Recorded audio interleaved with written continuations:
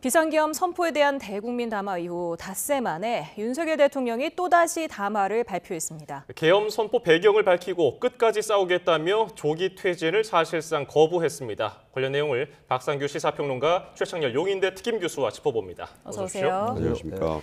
네, 지금 12.3 계엄 당시 때부터 오늘까지 네 번째 대통령 대국민 담화가 있었는데 한동훈 국민의힘 대표는 이런 담화가 나올 거라고 전혀 예상을 못했다 이렇게 밝혔는데 두 분은 예상하셨습니까? 못했죠. 저도 집에서 이 TV를 보다가 가슴이 좀 덜컥 내려앉더라고요. 또 무슨 일인가 했는데 예상을 전혀 못했고 한동훈 대표에게는 당연히 사전에 언질이 없었던 그런 담화였는데 시간도 길었어요. 한 30분. 내용도 대단히 충격적인 그런 내용인데 한마디로 얘기하면 제가 보기엔 이게 이제 앞으로 헌재에서 벌어질, 물론 탄핵을 전제로 한 얘기니까 가정을 가지고 말씀드리면 변론 요지를 읽은 거라고 저는 생각을 할 정도로 본인도 윤 대통령 본인도 싸우겠다라고 했다는 그 싸운다는 뜻이 바로 그 재판이든 형사재판이 됐든 헌재의 심판에서 본인이 이런 제목을 가지고 주장을 할 거니까 여러분들이 좀 알아달라 이런 내용이었어요. 그래서 다 알고 있는 얘기도 있었고 또 새로운 얘기도 있었습니다. 그래서 짧게 그러니까 2시간짜리 내란이 어디 있느냐 이런 질문형으로도 하고 무장하지 않았다. 국회의 그러니까 권한을 빼앗은 건 아니지 않느냐 이런 주장들이었어요. 다만 이것을 국민들이, 시청자분들이 얼마나 받아들이셨을지 야당은 당연히 반발하고 있고 한동훈 대표도 내란 혐의를 자백한 거 아니냐 이렇게 얘기했기 때문에 이 부분은 다분히 앞으로 쟁점이 뜨거운 논란이 될 것으로 봅니다. 예, 최 교수님은 어떻게 예상하셨습니까? 예상 당연히 못했고 너무 충격적이었어요. 다만 내용이 요새 워낙 헌정사상 초유가 많으니까 이것도 초유의 일이죠. 대통령이 지금 얘기한 걸 보면은 대선 이후부터 야당이 178회를 대통령 퇴진과 탄핵 집회를 하고 국회에서 여러 차례 탄핵을 추진했다. 그래서 자유민주주의 헌정질서가 파괴됐다. 자유민주주의 헌정질서가 파괴되고 국정이 마비됐다. 야당이 서울중앙지검장이라든지 검사들 그리고 감사원장까지 탄핵하는 걸 보고 더 이상 지켜볼 수 없다고 비상계엄을 선포했다라고 대통령이 얘기한 겁니다. 근데 이 말이 도저히 이해가 안 가는 얘기예요. 이건 말이죠. 야당과 여당이 쟁투하는 거죠. 그리고 야당을 비판할 수 있는 거죠. 저도 비판 많이 했어요. 탄핵을 남발한다 야당이. 근데 이 탄핵을 남발하고 검사를 탄핵하고 했다고 그걸 경고하기 위해서 비상계엄을 선포했다는 게 대통령의 논리예요 지금. 근데 이게 그럼 야당이 비판하고 있는 건 헌법에 보장된 권리예요. 야당의 권리입니다. 단지 야당의 그런 행태가 잘못되면 다음 선거에서 심판받는 게 민주주의의 헌정 시스템이에요. 그다음에 이것 때문에 바로 경고를 하기 위해서 계엄을 했다라는 얘기 아닙니까? 그 2시간짜리 계엄을 한 거를 봐라. 2시간짜리 계엄이 어디 있느냐. 경고에 그친 거다라는 얘기하는데 이게 왜 전 논리적으로 맞지 않는다고 보냐면 그럼 대통령이 지금 나온 얘기는 특전사령관 얘기한 게 있잖아요. 곽정근 특전사령관이. 예. 대통령이 그 국회 본회의장 안에 150명이 있는 것 같으니 어떤 데리고 나와라라고 했는지 끌어내라고 했는지 그게 사실이라면 경고를 하는데 국회를 왜 끌어냅니까? 군인만 들어가면 되는 거죠. 그 제가 볼 때는 이게 쭉 전반적으로 이게 논리적으로 말이죠. 대통령의 주장이 틀렸다 맞았다 떠나가지고 앞뒤가 수미가 상관하지 않아요. 논리적으로 말이죠. 바로 이러한 부분들. 야당이 탄핵을 남발하고 감사원장까지 탄핵을 하고 그리고 예산 삭감하고 그래서 경고를 하기 위해서 국정이 마비됐기 때문에 그 국정 마비를 시정하기 위해서 내가 경고를 줬다 이런 논리잖아요. 지금 예. 전반적 논리는. 근데 그런 얘기 자체가 자유 헌정질서를 전 무너뜨리는 거라고 봐요. 2004년도에 노무현 전 대통령 탄핵할 때 그때 헌재가 한 얘기가 있어요. 중대한 법 위반의 하나로 탄핵의 사유를 두는데 중대한 법 위반이라야 돼요. 중대한 법 위반의 하나로 자유민주적 기본질서를 위협하는 걸 들었어요. 2004년도. 이건 제가 볼 때는 이건 주장에 따라 다를 수 있는데 야당이 이런 여러 가지 여당이나 또 누가 봐도 잘못된 게 있을 수가 있죠. 야당 여러 가지 행태들에 대해서. 예. 저도 비판 많이 했다니까요. 근데 그렇다고 해서 군을 동원해가지고 국회 그리고 계엄의 예외 대상이 국회라는 거 다 많이 알려진 거 아닙니까? 모든 국민이 다 아실 거예요. 예. 근데 국회를 침탈했잖아요. 논리적으로 맞질 않아요, 일단 이 주장이. 제가 봐도 이거는 아마 극렬 지지자라든지 극우 세력들에 대한 결집, 호소용인 것 같기도 합니다. 예. 대통령이 이런 거 모르실 리가 없을 거예요. 법률가니까. 그렇게 하면서 아마 지금 말씀처럼 탄핵 심판에 대비해서 그럼 탄핵이 가결된 거를 전제로 우선 드리는 말씀인데 예. 탄핵 심판을 의식해서 하나의 변론 논리를 미리 얘기하는 게 아닌가라는 생각이 들긴 예. 합니다. 오늘 아침에 예고 없이 29분짜리 담화를 발표한 윤 대통령. 저희가 핵심 내용을 잠깐 듣고 와서 이야기 나눠보겠습니다. 지금 야당은 비상계엄 선포가 내란죄에 해당한다며 광란의 칼춤을 추고 있습니다. 도대체 2시간짜리 내란이라는 것이 있습니까? 질서 유지를 위해 소수의 병력을 잠시 투입한 것이 폭동이란 말입니까? 대통령의 헌법적 결단이자 통치 행위가 어떻게 내란이 될 수 있습니까? 대통령의 비상계엄 선포권 행사는 사명권 행사, 외교권 행사와 같은 사법심사의 대상이 되지 않는 통치 행위입니다. 저를 탄핵하든 수사하든 저는 이에 당당히 맞설 것입니다. 저는 마지막 순간까지 국민 여러분과 함께 싸우겠습니다. 네, 마지막 순간까지 국민 여러분과 함께 싸우겠다 이렇게 밝혔는데 이 말에 동조할 국민이 얼마나 있다고 보시는지요?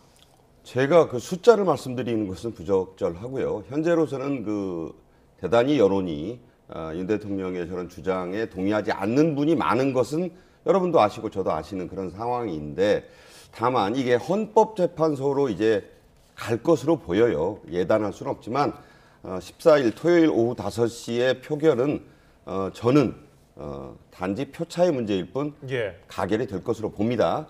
그 얘기는 좀 이따 더 하겠지만 그랬을 때 이 변호인단을 이미 구성하고 있는 것으로 알려져 있고 또 이 부분에서 아까 통치행위라는 주장을 하고 있거든요. 윤 예. 대통령이.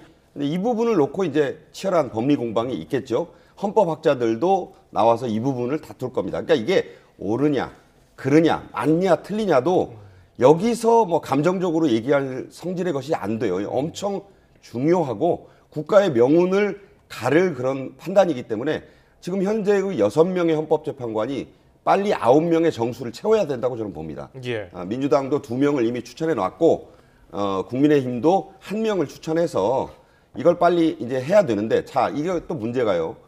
누가 그럼 만약 탄핵이 되면 추천권을 가진 대통령이 권한대행 체제가 될 거 아닙니까? 그 권한대행이 임명을 해야 되는데 그게 이제 또 헌법적으로 가능한 것인가? 그게 또 문제가 될 수 있어요. 그러니까 그렇죠. 이게 지금 사상 초유의 사태이다 보니까 새로운 판례를 세워야 되는 일들이 굉장히 많습니다. 지금 하나 말씀드리면 헌법재판소법 51조가 지금 쟁점이 되고 있어요. 형사재판과 헌법재판소의 심판이 충돌하면 이 헌재의 심판을 중단할 수 있다라고 돼 있어요. 중단할 수 있다고만 돼 있어요. 그러니까 헌법재판관 회의를 또 열어봐야 되는 거예요. 이게 또 새로운 또 케이스가 되는 거거든요. 예. 그러면 멈출 거냐? 멈출 수 없다. 또 논란이 벌어질 거고. 그러면 이게 180일이라는 연장 그 석 달 안에, 그러니까 6개월 안에 그 안에 들어가는 거냐? 이건 빼고 봐야 되는 거냐? 논란하는 기간이. 이런 복잡 다단한 문제들이 지금 굉장히 깔려 있는 사안입니다. 법률 전문가로서 윤 대통령은 그런 점까지 보고. 그러니까 지금 뭐뭐든 두 가지를 얘기하고 있잖아요. 탄핵하든 수사하든. 아까 그게 헌재법 51조도 이미 검토를 마친 것 아니냐 이런 보도가 이미 나와 있기 때문에 이것은요 이제부터 14일 탄핵 표결이 하나의 끝일 수 있지만 그건 오히려 끝이면서 동시에 시작이다. 굉장히 복잡하고 긴 어떤 심판과 재판도 지금 누가 소추하냐 기소안을 놓고도 두 갈래로 지금 뭐 양파전이 벌어지고 있잖아요. 예. 그게 또 나중에 국회로 가면 상설 특검인지 일반 특검인지 여기서 또 특검이 된다면 특검으로 또 수사권이 넘어가야 되니까 이런 것들이 굉장히 지금 초유의 혼란이 일어날 가능성이 크다. 이렇게 예. 봅니다. 박상규 평론가께서 변론 요지를 듣는 것 같다고 앞서서 말씀해 주셨는데 국헌문란 목적이 없다는 내용을 좀 강조했고요. 통치행위라는 점도 강조를 했어요. 이게 헌재에서 싸워볼 만하다고 여기는 것 같은데 어떻게 들으셨습니까? 그렇게 여기는 것 같아요. 그렇게 여기니까 대통령은 지금 사생결단하고 싸우겠다라는 의지 표시를 보인 거예요. 지금 예. 탄핵이든 수사든 맞서겠다라고 얘기를 했잖아요.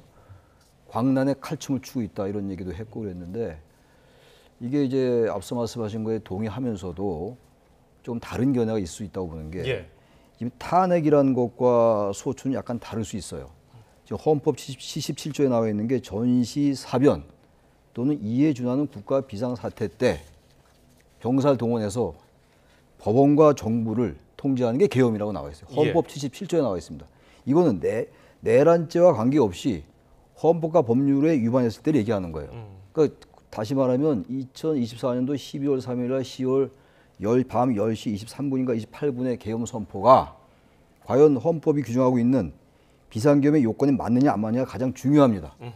그 다음에 내란 관련은 대통령은 내란이나 외환의 죄를 범하지 아니하는 경우, 범한 경우를 제외하고는 소추되지 아니한다를 얘기하는 거예요. 근데 이거 내란죄라고 보기 때문에 아직은 모르겠어요. 확정되지 않았으니까 내란죄 혐의가 있다고 보기 때문에 검찰도 김영현 전 장관과 김영현 전 장관의 구속영장에 내란죄로 이른바 내란의 수괴를 적시했다고요. 이건 나중에 재판을 받아봐야 하는 거예요. 이건 형사재판이에요. 탄핵 심판이 아닙니다. 그러니까 탄핵 심판과 형사 심판은 다른 거예요, 지금. 그래서 이 탄핵 심판은 형사 재판은 진행이 되면서 탄핵 심판 진행될 수 있어요. 이것도 아마 양론이 있을 거예요. 그래서 여러 가지가 복잡하다는 문제가 있죠. 법리적인 문제가. 근데 의외로 이건 헌정 질서, 헌법에 따라서 질서 있게 진행되면 되는 거예요. 따라서 제가 주장하고 많은 사람이 주장하는 것처럼 가장 안정적이고 질서 있는 게 탄핵이에요. 그래서 탄핵 이제 그 가결이 될지 안 될지 내일 모레 그걸 봐야지 하는 건데 저는 그래서 형사 재판과 이 탄핵 소추가 충돌할 수가 있는데 그게 아직 헌재법 51조를 말씀하신 건데 상당히 논란이 될 수 있다고 보긴 합니다만 생각보다 이 탄핵 소추라는 건 이 형사 재판의 결과 나오지 않더라도 의결될 수 있다. 탄핵 심판은 그렇게 생각합니다. 그래서 의외로 혼란스러운 것 같지만 생각보다 질서 있게 180일 이내에 충분히 끝날 수 있다고 생각합니다. 네. 대통령이 오늘 또 이런 얘기를 했습니다. 국회 기능을 마비시키려 했다면 평일이 아닌 주말에 이 계엄을 발동했을 것이고 국회 건물에 대한 단수 조치부터 취하고 방송 송출도 제한했을 것이다. 이에 대해서 김민석 민주당 최고위원이 이런 얘기를 했습니다. 실패할 계엄을 기획했다는 발언은 극단적인 망상의 표출이다. 어떻게 보셨습니까? 김민석 최고위원은 뭐 그렇게 당연히 주장하고 비판할 수 있습니다.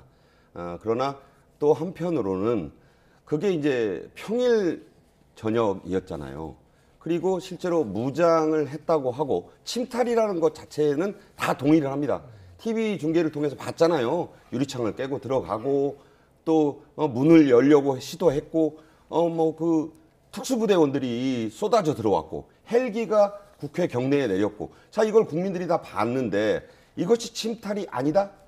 이렇게 주장할 수는 없잖아요. 다만 그것이 국회의 기능을 완전히 마비시킨 것은 아니지 않느냐라는 주장에 동의하는 분들도 있기는 있을 것 같아요. 그리고 아까 말씀드린 대로 이거를 그 넓은 국회 경내를 저거 한 300명, 뭐 몇백 명의 병력으로 정말로 다 에워싸거나 완전히 뭐 포위할 수도 없는 거라는 걸 알지 않느냐라는 대통령의 주장의 일부이긴 하지만 뭐 그럴 수도 있겠네. 단전단수 시키고 TV 중계도 못하게 했으면 어떨 뻔했어. 이런 게 있는 거는 같더라고요. 그러니까 이런 제가 드리는 말씀은 대통령의 오늘 주장이 옳다는 게 아니라 이런 것을 가지고 헌재에서 다퉈보자. 나는 거기에 내가 할 말도 있고 증거도 있으니 그런 것을 기다리겠다. 그러니까 이제 이거는 아마 탄핵을 기정사실화하는 대통령의 발언이라고 저는 보고요. 그것이 이제 본인은 재판도 받겠다고 하고 또 탄핵 소추도 받겠다고 하니 그 기회마저 박탈할 수는 없는 거 아닙니까? 그런 것을 이제 국회가 14일 날 오후에 일단 대통령으로서의 업무를 정지시키는 가장 법적인 확실하고 유일한 방안이라고 지금 하고 있고 대통령 본인이 자진하야 사퇴 이런 건 없다고 이미 선을 그었어요. 그러니까 선택지가 의외로 굉장히 간단해졌습니다. 이제 며칠 남았는데 과연 어떻게 될지는 거의 저는 탄핵으로 모든 게 지금 가고 있다. 그럼 탄핵이 되고 난 뒤에는 또 법 절차가 있어요. 우리나라에 헌법도 있고 거기에 따라서 진행이 되고 거기에 참여하는 헌법재판관들 또 변호인단 이게 이제 하나의 다퉈봐야 되는 소지는 저는 있다. 예. 그것까지 하지 말고 그냥 무조건 뭐 가자 이것도 사실 민주적인 얘기는 아니라고 저는 생각을 합니다. 예. 어제 대정부 질문에서 윤상현 국민의힘 의원이 이 계엄은 고도의 통치행위라고 얘기했단 말이죠. 오늘 대통령도 통치행위라고 얘기를 했는데 어느 정도 의견 공유가 있었다고 보세요? 뭐 그것까지 제가 모르겠는데 예. 뭐 의견 교류가 있었겠어요. 지금 대통령과 윤상현 의원이 이 문제를 가지고 뭐 입을 맞추자 그렇게 할 것 같지 않고 그건 뭐 예. 중요한 얘기도 아닌 것 같고 동의할 수 없죠. 세상에 어느 통치행위가 국회 군을 난입시키는 게 통치행위입니까? 국민의 몇 프로 물론 있겠죠. 세상에 사람이 다 생각이 다른 거니까 동의하는 분 있을 거예요. 근데 그건 지금 본질이 아니에요. 예. 대다수의 많은 사람이 어떻게 생각하는 거가 중요한 거예요. 나중에 법률적 심판은 따로 나오더라도 근데 지금 이 여론조사 결과 나오잖아요. 압도적인 국민이 탄핵해야 된다라고 얘기하는 것이고 이게 내란죄에 해당한다는 여론조사 나오고 있어요. 이게 국민의 민심입니다. 근데 민심을 제외하고 자꾸 다른 얘기를 하면 안 되죠. 대통령께서 모를 리가 없을 거예요, 이거. 근데 대통령은 지금 윤 대통령은 일관되게 자기 논리를 얘기하고 있는 거예요. 계엄 선포하기 전에 그 담화에서 나온 얘기가 있죠. 자유민주주의 질서를 파괴하는 세력에 대해서 경고한 것이다. 그리고 이제 파렴치한 반국가 세력, 종북 세력에 대해서 척결했다. 일거에 척결하려 했다. 그 논리의 연장이에요. 그러니까 윤석열 대통령은 일관되게 자신의 논리를 가지고 주장하고 있는 겁니다. 주장하고 있는 건데 글쎄 이런 상황을 지금 국정이 마비되고 헌정이 마비될 것 같기 때문에 경고 주고 말하자면 이제 따끔하게 혼을 내주려고 했다. 근데 무슨 뭐 계엄 2시간짜리 하려면 확실하게 했지 않냐 이런 얘기잖아요. 지금 얘기가. 국회도 진짜 하려면 그거 대규모 군사를 투입했지 소수병력 투입한 거 봐라. 그리고 나중에 계엄 해제 요구할 때 우리가 하지 않았느냐. 그러니까 이거 별거 아니다. 이거 아니에요 지금. 근데 글쎄요. 제가 아무리 주장해봐야 뭐 생각들이 다른 거니까 얼마나 많은 사람이 여기 동의할까요? 지금 야당도 그렇고 여당도 야당의 주장이 과하고 이런 건 나중 얘기예요. 예. 그동안 야당의 뭐 대표가 방탄정당 저도 많이 비판해 어떤 사람 중에 하나예요. 예. 근데 그 문제를 가지고 그래서 비상계엄을 했다. 그게 글쎄 맞는 얘기일 거예요. 고도의 통치행위고 헌법적 결단이라고 말씀하신 저 얘기가 상식이라는 게 있는 건데. 그 병력을 국회에 투입한 이유도 국회 관계자와 시민이 대거 몰릴 걸 대비해서 질서를 유지하기 위한 것이다. 국회를 해산시키거나 마비하려고 했던 게 아니다라고 말을 했지만 그에 반하는 증언들이 최근 쏟아지지 않았습니까? 그렇죠. 그래서 김민석 최고위원이 이런 얘기를 또 했습니다. 관련자들의 증거 인멸을 공개 지령한 것이다. 어떻게 네. 보셨습니까? 지금은 뭐 공개 지령이라고 하는 주장은 좀 나가신 것 같은데 왜 그러냐면 공개적으로 그렇게 대통령이 담화를 했다고 해서 그게 좀 증거 인멸이 되겠습니까? 지금 보면 수사가 좀 치열하게 지금 뭐 특히 공조본이 아주 발빠르게 또 움직이고 있어요. 검찰 특수본보다 늦게 시작했지만 스피드가 굉장히 지금 나고 있습니다. 오늘도 뭐 압수수색을 또 시도했고 또 여러 가지 그 보안폰 네. 김용현 전 국방장관의 이른바 비화폰도 이제 입수했다는 거 아니에요? 예. 확보했다는 거. 그러니까 그런 쪽에서 보면 이런 수사가 좀 활발히 진행이 돼서 증거들이 모이면 이게 결국은 수사는 국회 특검에서 다 가져가게 돼 있어요. 상설 특검이 됐든 또 일반 특검이 됐든. 왜냐하면 국민들이 이거를 검찰 특수본이나 또 공조본의 수사 결과만을 가지고 다 받아들이시겠어요? 그거 수고했다고 하지만 결국 국회 특검을 통해서 대통령과는 무관한 뭐 그렇다고 해서 뭐 검찰이 관련이 있다는 얘기를 하는 건 아닙니다. 그러나 결론을 내주길 바랄 거 아니겠습니까? 그래서 뭐 지령을 내렸다. 그러면 지금 그 줄줄이 뭐 경찰청장도 그렇고 서울경찰청장도 이제 긴급 체포가 돼 있고 또 군 장성들도 전부 얘기를 했잖아요. 그 국회에 나와서 다 자기 잘못도 고백하고 뭐 제가 뭐 어디까지 이렇게 했습니다 했는데 예. 그 말을 받아서 그리고 더구나 국방 차관이 절대 명령이 와도 안 따를 거라고 얘기한 게 며칠 전입니다. 그런 부분은 야당이 정치적 주장을 하실 수는 있으나 우리 민주주의의 복원력 또 세계가 주목하는 한국 민주주의의 어떤 그 시스템을 너무 좀 이렇게 과소평가하는 발언이 아닌가. 좀 믿고 기다려볼 네. 필요가 있다고 보고요. 네. 지금은 정치적 공방이 중요한 게 아니라 실체를 밝히는 수사 그리고 공정한 어떤 그 심판의 장. 그러니까 그 이전에 탄핵도 14일을 기다려 보면 돼요. 뭐 이거는 뭐 하라 마라 할 문제가 아닌데 저는 구분응선을 이미 넘었다고 봅니다. 예. 윤 대통령이 싹 다 잡아들이라고 전화로 지시했다. 그리고 국회 문을 부수고 의원을 끌어내리라고 했다. 이런 증언들이 있는데도 이렇게 윤 대통령이 말한 거는 증거가 없고 증언만 있다. 이렇게 판단한 걸까요? 어쨌든 대통령은 이제 자신의 그 행위가 정당했다고 보는 거예요. 비상계엄이 고도의 통치행위고 헌법적 결단이었다 이렇게 얘기하는 거 아니에요? 근데 그런데 헌법적 결단이고 고도의 통치행위고 경고주로 했는데 왜 본청이 유창 뚫고 난입합니까? 군이, 계엄군이, 그것도 대한민국 최정예부대 707 특임단이 말이죠. 본회의장 난입하지 않지 않느냐 이렇게 얘기할 수 있어요. 그래서 그 정도 되면 얘기는 안 되는 거예요. 이 대화라는 게 뭐지 기본적으로 인정하는 바탕에서 무슨 대화가 오고 가는 거 아니겠어요? 근데 계속 그렇게 주장을 하면은 그건 나중에 법정에서 다툴 문제예요. 내란죄라는 건 이 법리의 차원이니까. 근데 내란죄는 그렇다 치고 그건 나중에 수사를 하겠죠. 특검이 되고 뭐 여러 기관이 하고 있잖아요. 국수본도 하고 있고 검찰도 하고 있고 공수처도 하고 있는데 뭐 특검이 또 하겠죠. 이제 하겠는데 그런 걸 떠나서 대통령의 이 행위가 군을 투입해가지고 그거 다 숱하게 얘기하는 거 아닙니까? 아까 제가 말씀드린 것처럼 국회는 계엄 하에서도 법원, 헌법에는 뭐라고 나와 있냐? 정부와 법원이라고 나와 있고 계엄법에는 행정과 사법이라고 나와 있어요. 헌법, 계엄법 어디에도 국회는 없습니다.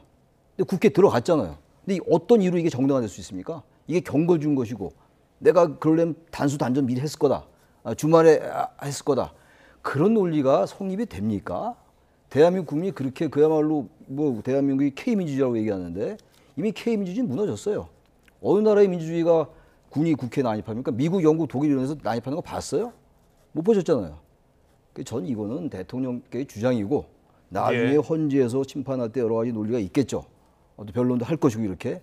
그럼에도 불구하고 받아들이기 어렵다. 예. 또 드립니다. 예. 알겠습니다. 자, 그리고 선관위에 계엄군이 들어간 일에 대해서는 이 선관위 시스템이 좀 취약하다고 일각에서 제기되고 있는 부정선거 의혹에 대해서 직접 언급을 했어요.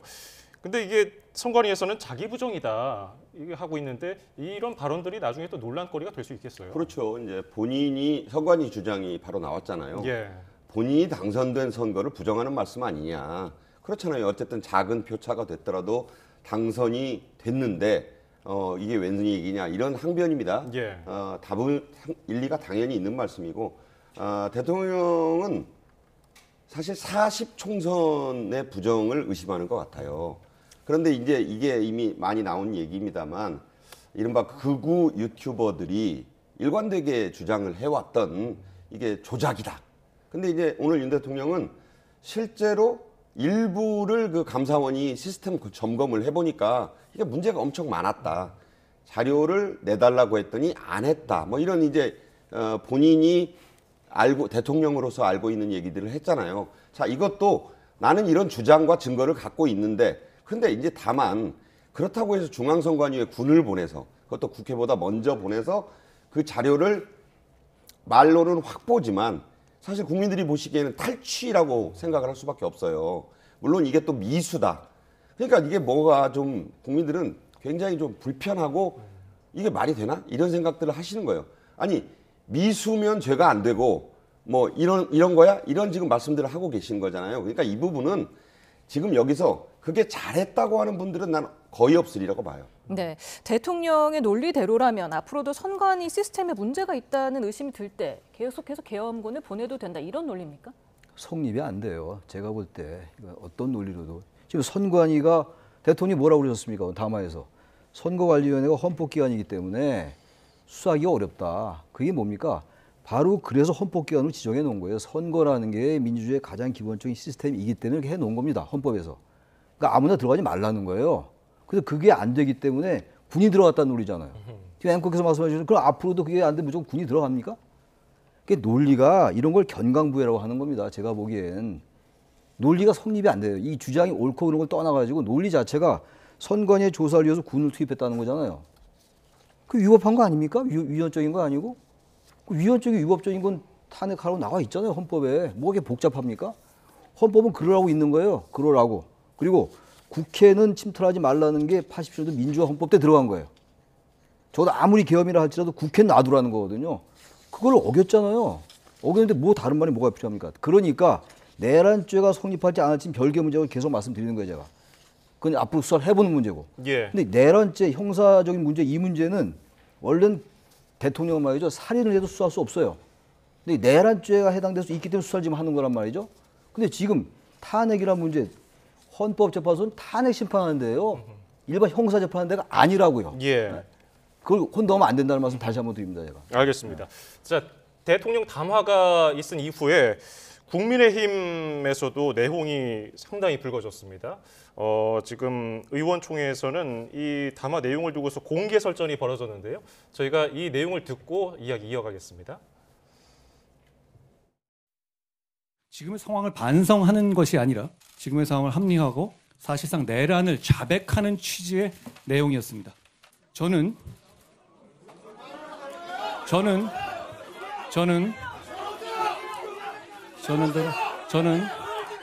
당론으로서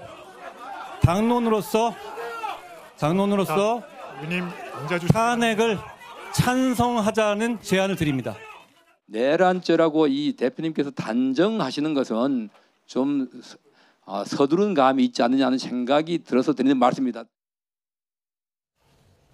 네, 한동훈 대표가 오늘 의원총회에서 밝힌 내용 그리고 그 고성이 좀 오고 가는 모습 좀 보셨습니다. 오늘 어떻게 보셨습니까?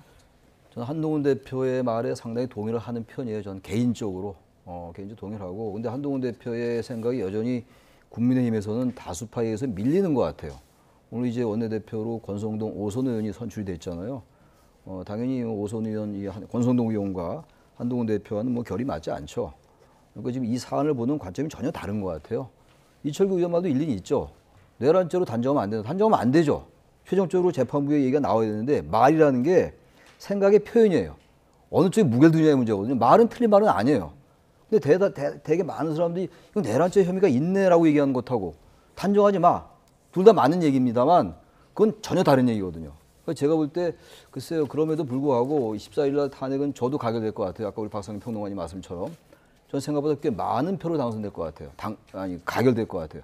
지난 2016년도에 그때 대개 200표가 넘을 거라는 예상들 많이 했어요. 234표가 나왔다고요. 전 내일 모레 글피해도 그 정도까지는 모르겠는데 생각보다 무슨 이탈표 8표 정도가 아니라 꽤 많은 표가 나올 수 있다고 생각을 합니다. 예. 한동훈 대표는 이 대통령 담화에 대해서 내란을 자백하는 취지다. 이거는 탄핵으로 가야 된다 이렇게 주장을 했어요. 어떻게 보셨습니까? 한동훈 대표가 지금 그 계엄 사태 이후에 지금까지 너무 말이 왔다 갔다 해요. 그러니까 헷갈릴 정도로. 그러니까 이런 부분이 당 대표로서 어쨌든 아직은 집권 여당의 대표인데 또 오늘 대통령을 윤리위에 회부해서 예. 제명 얘기까지 했거든요. 사실 그런 말을 할 수는 있는데 내란을 자백했다는 얘기도 사실은 내용상으로는 이재명 대표하고 똑같은 얘기예요. 공교롭게 뭐 둘이 입을 맞춘 건 아니겠지만 자 이런 부분에 대해서 대표가 저렇게 얘기를 할 때는 뭔가 자기 개인 감정을 얘기할 게 아니라 충분히 좀 수기 과정도 거치고 적어도 의원총회라든가 이런 데서 논의를 거쳐서 얘기를 좀 했으면 좋겠다라는 게 그러니까 친윤 의원들의 주장이잖아요. 예. 이번에 투표 결과가 이 담화를 윤 대통령 담화가 나온 뒤에 치러진 이 원내대표 선거에 72대 34였어요. 그렇습니다. 현재 당이 그 정도로 이제 친윤이 많다는 거예요. 그러니까 이 부분은 저는 사실 지금 국민의힘은 심리적 분당 상태다.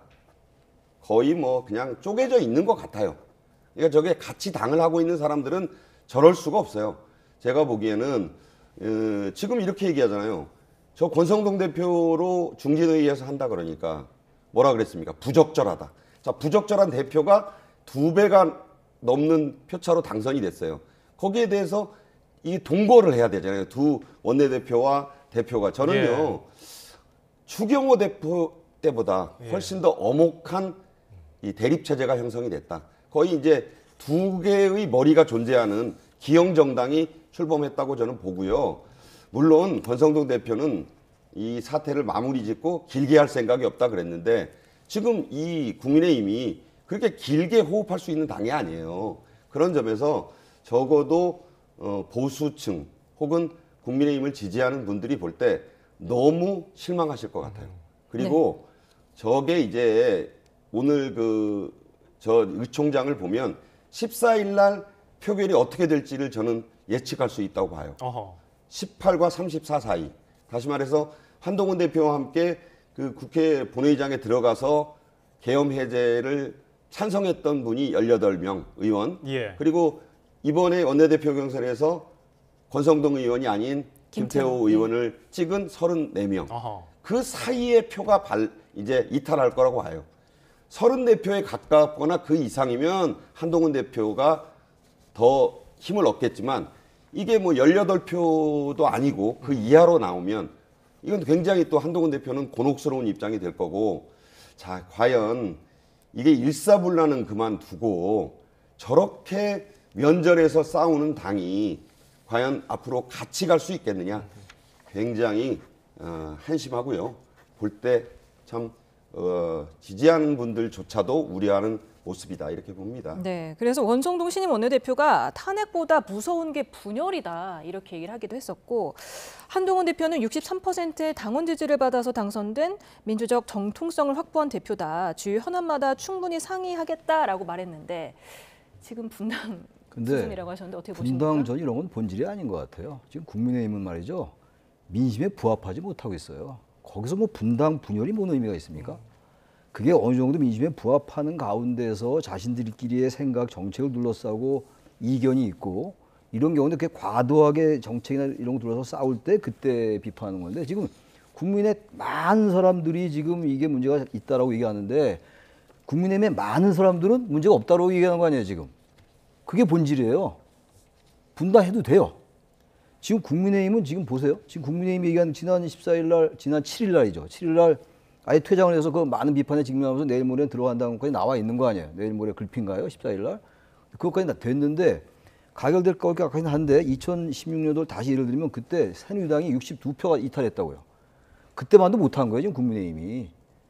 근데 국민의힘이 어쩌려고 저런지 모르겠어요. 지금 정말로 정권을 다시 재창출하려면 저런 모습을 보이면 안 되죠. 단일 대우도 좋은 겁니다. 기본적으로 단일 대우는 좋은 건데 저렇게 만약에 아주 극단적인 예를 들어서 잘못된 생각을 가지고 단일 대우를 하는 게 좋은 건가요? 그건 아니잖아요. 그러니까 지금 권성동 의원 말처럼 우린 분열로 안 된다. 그 말은 원론적으로 맞는 말인데 분열을 하더라도 많은 사람들이 옳은 생각을 가져야 되죠.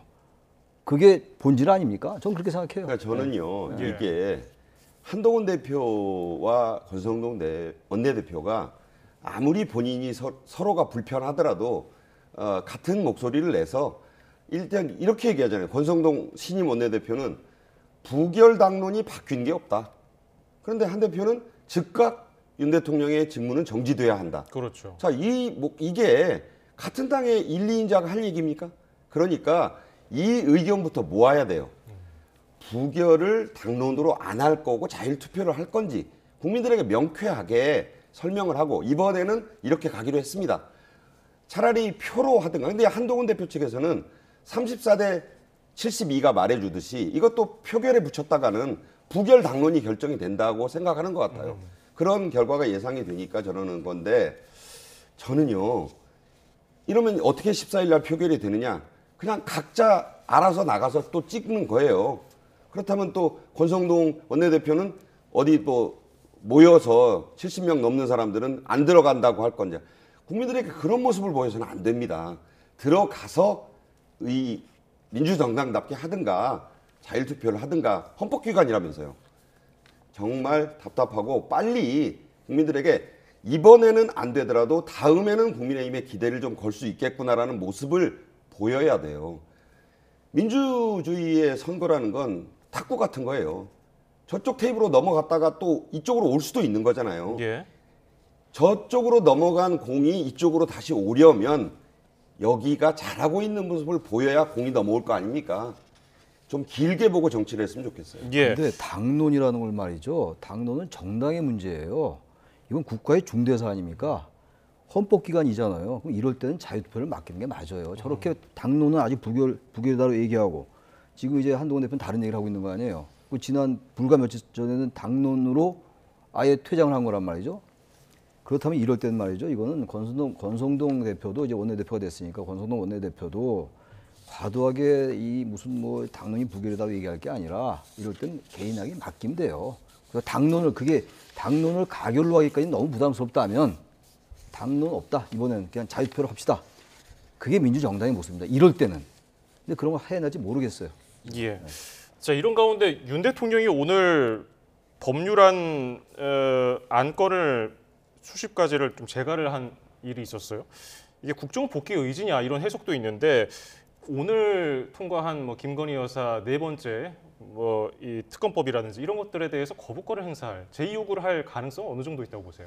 지금 만약에 14일 날 그 탄핵 표결에서 어떤 쪽으로든지 결론이 안 나면 헌법적으로나 법률적으로 대통령 권한이 계속 유지되는 거잖아요. 그걸 놓고 국민들이 걱정을 하시는 거니까. 예. 그리고 윤 대통령 본인도 오늘 30분 담화에 일관된 주제가 뭡니까? 어떻게든 뭐 탄핵을 하시려면 하라는 의미가 담겨 있잖아요. 예. 탄핵 소추도 그렇고 표결이 되면 받아들이고 또 형사소추 재판이 되더라도 임하겠다. 당당하게 뭐 싸운다는 용어를 썼습니다만 그 싸운다는 게 뭐 국민을 상대로 싸운다는 게 아니고 본인의 정당성을 다퉈보겠다. 이게 법률가들이 쓰는 말 아니겠습니까? 그게 옳다 그르다의 얘기가 아니라 지금 대통령이 인사권에 해당되는 조치를 6번 취했어요. 지금 말씀하신 대로 아까 그 국회 상설특검도 대통령이 임명을 해야 되는데 강제 조항이 아닌데 그걸 또 미룰 수도 있고 연장하려면 또 대통령이 그러니까 그때 계속 이 우리나라 헌법과 법률은 대통령이 이게 등장하잖아요. 예. 이 상태를 끝내자라는 게 지금 국민 대다수와 야당의 주장 또 한동훈 대표 측의 주장 아닙니까?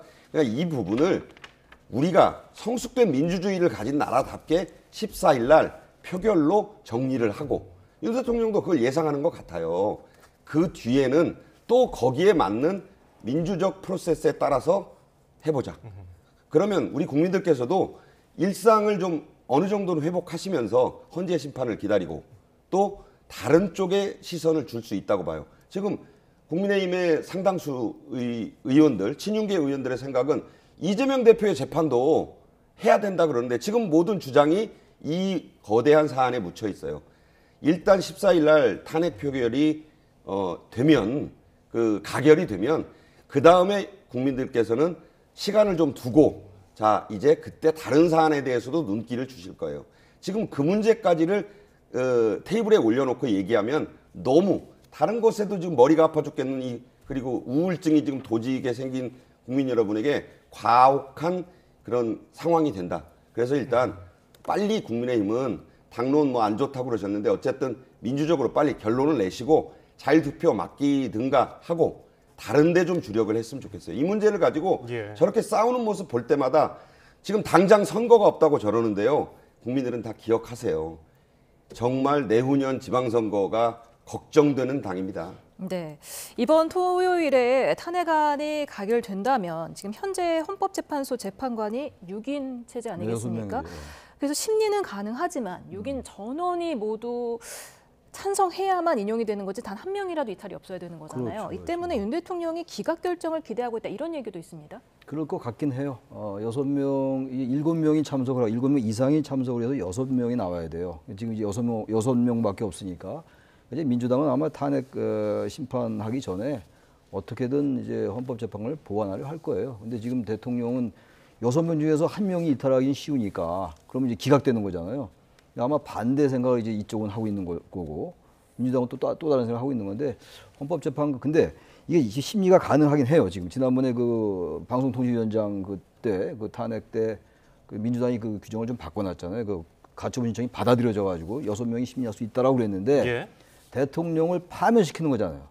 피청구인 대통령 윤석열을 파면시키냐 안 시키냐 탄핵 심판이에요. 앞으로 이제 가결을 전제로 한다면 그렇다면 6명 가지고 만약에 전원 인용을 한다 하더라도 그건 정당성의 문제를 또 제기할 수 있을 것 같아서 이건 어떻게든 전 보충을 해서 그래도 7명 이상의 재판관이 해야 되는 게 맞다고 생각합니다. 그러니까 그거를 누가 하느냐의 문제가 또 생겨요. 아하. 14일 날 대통령이 업무정지가 되면 권한대행이 이제 임명이 돼야 될 거 아닙니까? 지금으로서는 한덕수 국무총리 같지만 야당에서는 지금 민주당에서는 한덕수 국무총리에 대한 탄핵 얘기도 검토한다고 했는데 이게 검토가 금방 또 탄핵할 수가 지금 민주당은 못할 게 없습니다. 마음만 먹으면 바로 할 수 있어요. 그러니까 그런 것도 지금 따져보고 있을 거예요. 그럼 누가 그 헌법재판관의 추가 임명권을 가지느냐. 예. 이것도 또 선례가 없어요. 그렇죠. 지금 제가 아까 말씀드렸다시피 모든 게 더 퍼스트입니다. 전부 새로 하는 것들이에요. 따라서 이런 부분들이 국가적 혼란을 좀 안 야기했으면 좋겠고 이런 것들이 또 계속 논란이 되면서 시간이 지체될 수 있어요. 국민들께서 지치시고 그러면서 경제라든가 국가의 대외 신인도가 나빠지는 이런 상황을 민주당에서도 이재명 대표를 비롯해서 이런 분들도 좀 생각을 해야 돼요. 자, 이게 이제 나라를 경영해 보겠다고 하는 분들이시잖아요.